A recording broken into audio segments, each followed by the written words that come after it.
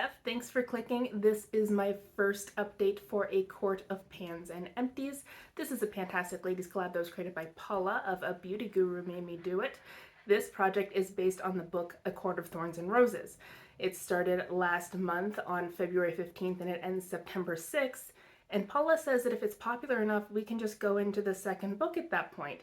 So if you've been on the fence, you should join this project so we can do the second book, because I'd really enjoy that.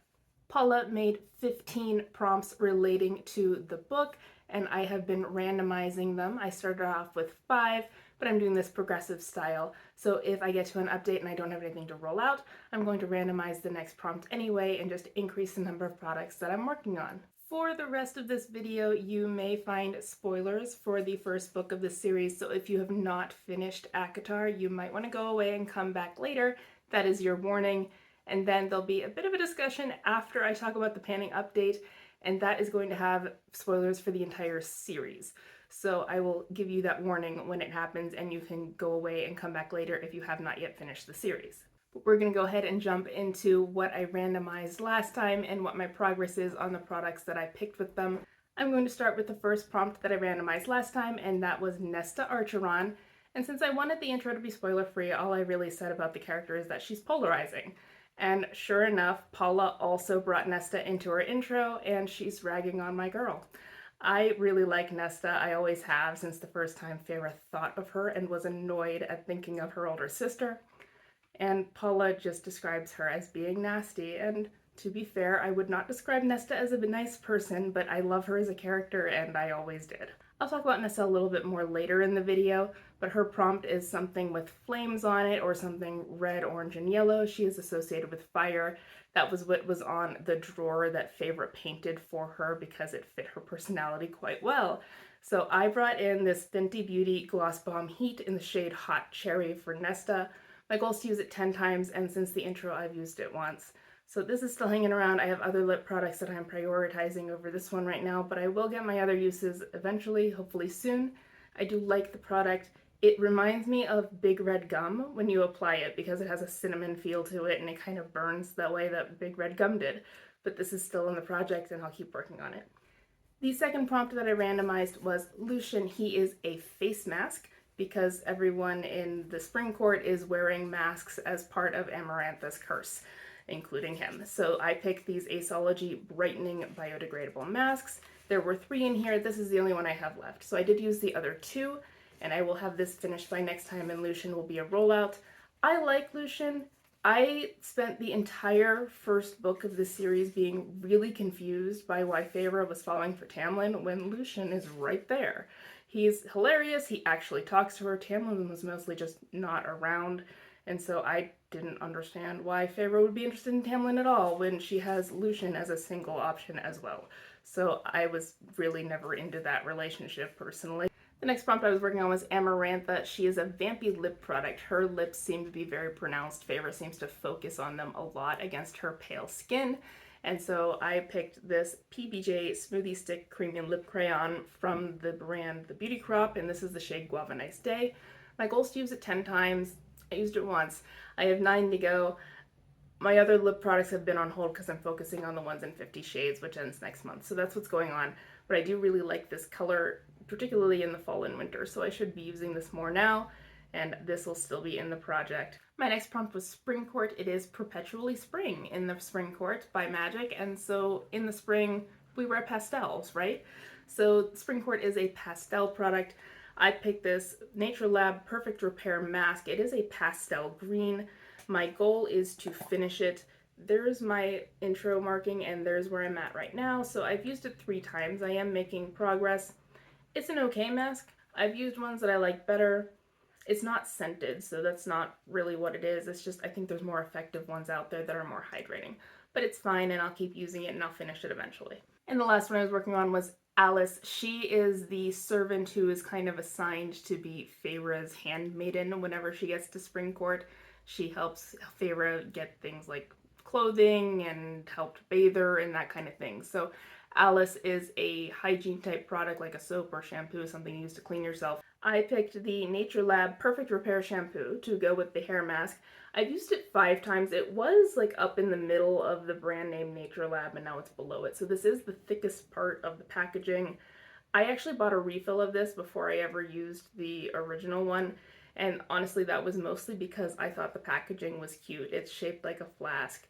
I have a chemistry background, so I think that's adorable. And so I really liked that. And it's an okay shampoo. I don't think that I would buy another refill of it, but it works fine, and I'm going to be finishing it for Alice. So I do not have any rollouts, but as I said, this is going to be progressive style for me, so I'm going to bring in a prompt anyway. So I randomized one and I got Middengard worm. The Middengard worms are subterranean, so it's dark down there. They don't even have eyes, they're blind. So they are predators that hunt by scent. So the Middengard worm is something that smells good. This is the Italian-made soap. It says made in Italy, and it's just called Italian made soap as far as what I can read on here, and so I'm going to be using this. It is berry scented and I can smell it through the paper. It does smell really nice. I'm excited to use it, and my goal is going to be to finish this for the Middengard worm. So there's my update. It wasn't very exciting, but I will have a rollout next time. It's going to be Lucian. I will be able to use this last sheep mask, and then he will be rolling out, and we'll see what'll be rolling in his place. And because I now have the opportunity, I'm just going to talk about books because I like talking about books. If you have not read the ACOTAR series in its entirety, I recommend not watching this last part because I want to talk about the Archeron sisters, since we obviously have some differing opinions on at least one of them. So I'm going to talk about them, and they do come back in later books, so you may not want to hear that much about them if you have not read the series already. So there are 3 Archeron sisters. We have met them all in the first book and we'll continue to see them later. We have not seen all that much of one of them, and so the rumors are the next book is going to be about her, but we don't know that yet. But the first one is Nesta. She is the oldest, and I honestly think that my preference for Nesta as my favorite Archeron sister has a lot to do with birth order. I am also an oldest child, so some of the things that she is criticized for are actually decisions that I can relate to. Nesta gets a lot of criticism from readers and other characters for not being responsible for her sister's well-being whenever their mother died and then their father lost his fortune and they were impoverished. But she was only 12 when that happened. She wasn't an adult. So no, Feyre should not have been responsible for feeding the family at age 9, but neither should Nesta. And that is something that I can kind of understand as an oldest child myself.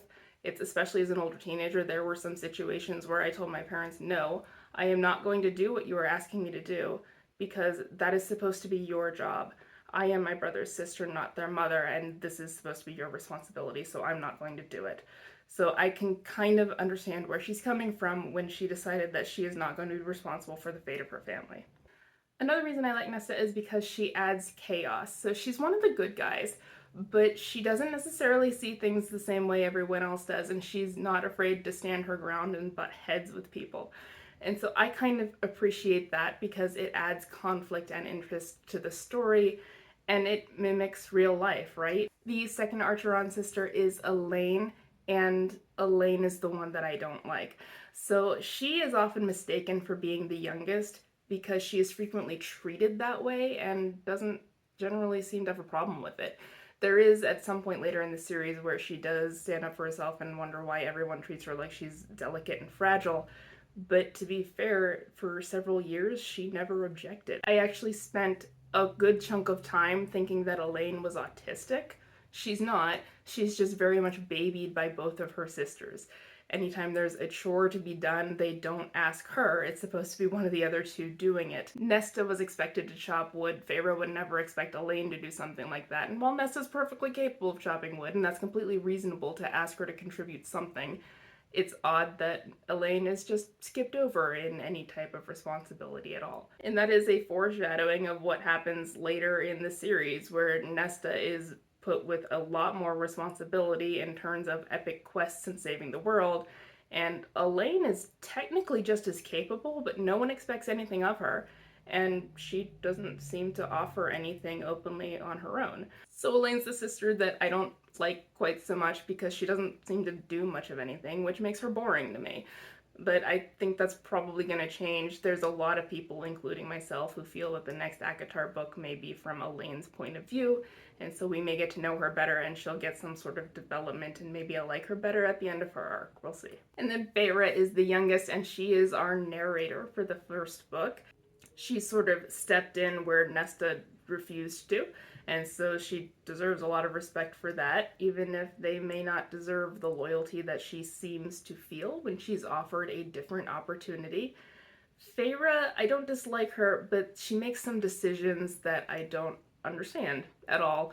But that's okay. I don't have to agree with everything the character says or does, and it makes for an interesting story either way. I was also very intrigued by the fact that she was a protagonist who did not know how to read, and so that was really interesting to me, and she does learn to read later. But you still see later in the series that she's not as quick at reading as Nesta is. Nesta is able to scan book titles faster than Feyre can, as we see later on. So between the three ladies, the one that I identify with most, I feel, is Nesta, which is why I kind of choose her as my favorite.